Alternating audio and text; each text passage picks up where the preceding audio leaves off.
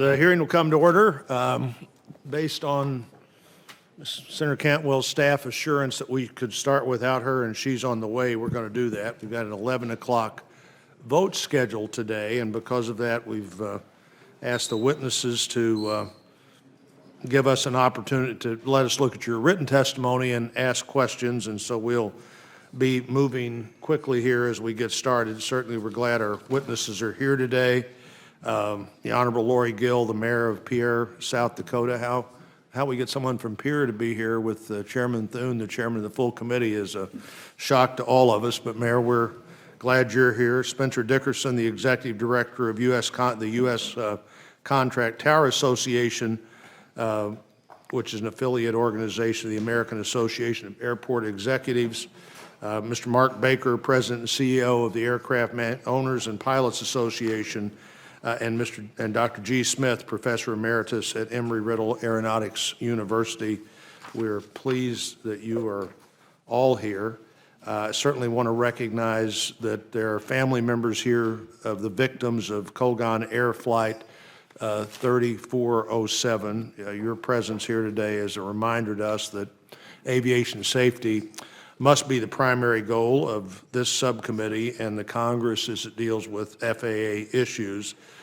This is a hearing as part of a series of hearings on the reauthorization of the Federal Aviation Administration. Civil aviation, obviously critically important to our economy and particularly important to small and rural communities. It's estimated that the overall economic impact of a reliable air service in small communities is roughly $121 billion, and it supports over 1.1 million jobs. Quality air service links smaller communities to the broader economy and global transportation networks. Small and non-hub airports provide a lifeline for local businesses, for transportation of service members and others. A perfect example of that would be the Waynesville-St. Roberts Regional Airport at Fortney Field at Fort Leonard Wood, Missouri, located in central Missouri. This is a joint use facility which provides reliable, accessible air service for members of the military serving on post and thousands of their family members who attend annually the regular training graduations there. It also links local businesses to Lambert International Airport at St. Louis. It supports tourism at the Haffey Museum complex on base.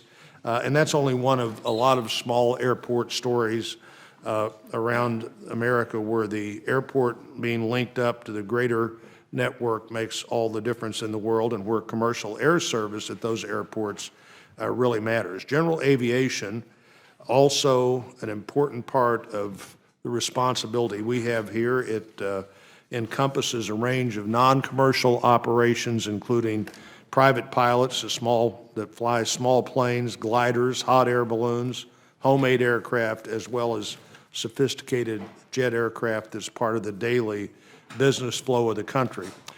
General aviation plays an important role of connecting rural areas to the rest of the nation's air transportation system. It's also estimated to support over 1 million jobs and accounts for over $2 billion in total economic activity. There's no question that the importance of regional air service and general aviation need to be one of our priorities. From 2007 to 2016, small and non-hub airports experienced significant declines in departures, seats, and connectivity. Additionally, in 2014, the General Accounting Office testified that regional airlines were having difficulties finding sufficient numbers of qualified pilots. Reduced service in rural airports is alarming, and a number of members of this subcommittee are concerned about that. So I'm going to submit the rest of my remarks for the record.